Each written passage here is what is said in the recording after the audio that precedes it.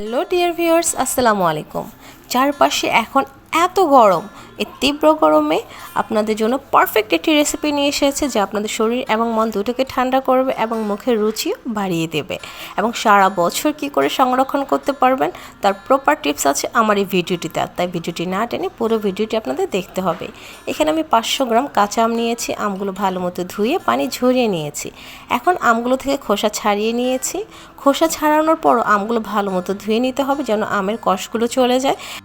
আমের আঁটি থেকে আমগুলো সরিয়ে ছোট ছোট পিস করে নিতে হবে, আঁটি ফেলে দিতে হবে। আর যদি আপনাদের আমের আঁটিগুলো একদম কচি থাকে তাহলে আমের আঁটির ভিতরে যে আঁশটা থাকে সেই আঁশটা ফেলে আঁটি সহ আমটা আপনারা ছোট ছোট পিস করে নিতে পারেন। আর যদি আঁটি শক্ত হয়ে যায় আমের তাহলে আঁটিটা ফেলে দিতে হবে, শুধু আমটা নিতে হবে।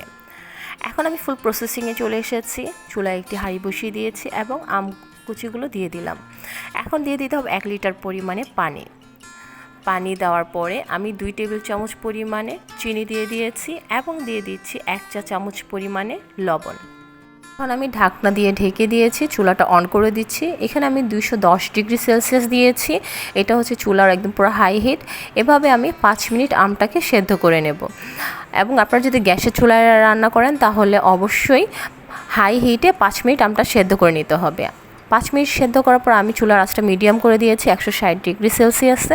আর যদি গ্যাসের চুলা আপনারা করেন তাহলে অবশ্যই মিডিয়াম আছে আরও 15 মিনিট আমটাকে সেদ্ধ করে নিতে হবে। ইন টোটাল আমটা আমি 20 মিনিট সেদ্ধ করে নিয়েছি। আমটা সেদ্ধ হয়ে গেছে, এখন চুলাটা অফ করে দিয়েছি। আমটা খুব ভালোভাবে ঠান্ডা করে নিতে হবে যেন গরম না থাকে। গরম অবস্থা ব্লেন্ড করা একেবারেই ঠিক না। আর তাই আমটা ঠান্ডা করে আমি খুব ভালোভাবে আমটাকে ব্লেন্ড করে নিচ্ছি যেন একদম পুরো পেস্ট হয়ে যায়। আমটাকে খুব ভালোভাবে ব্লেন্ড করে একদম পেস্ট করে নিয়েছি, আপনারা দেখতে পাচ্ছেন। এই পর্যায়ে কিন্তু খুব ঘন দেখাচ্ছে, কিন্তু এরকম ঘন জুস আমি রাখবো না। আমি আর একটু পাতলা করব, একদম অনেক বেশি পাতলা না আবার অনেক বেশি ঘন না। আমি বরফেগুলো একদম ঠান্ডা পানি জুসের সাথে মিক্সড করে একদম পারফেক্ট একটি ঘনত্ব বানিয়ে নিয়েছি। আপনারা চাইলে এখানে নর্মাল পানিও দিতে পারেন, ফ্রিজে রাখলে এমনি ঠান্ডা হয়ে যাবে। খুব ভালোভাবে পারফেক্ট একটু ঘনত্ব করে নিয়েছি। এখন নিয়েছি ধনেপাতা পেস্ট, পুদিনা পাতা পেস্ট এবং কাঁচা মরিচের পেস্ট।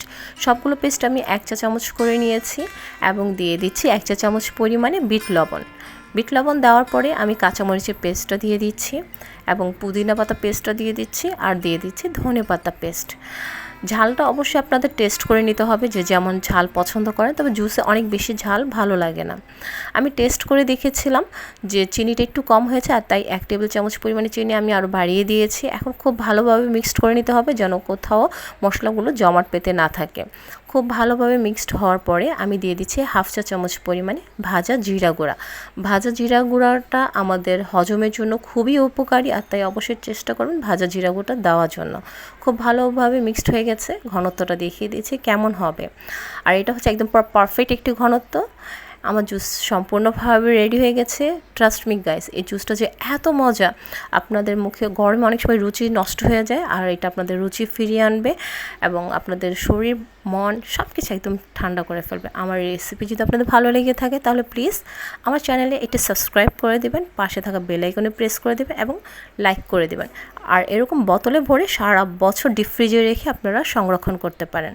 আল্লাহ হাফেজ।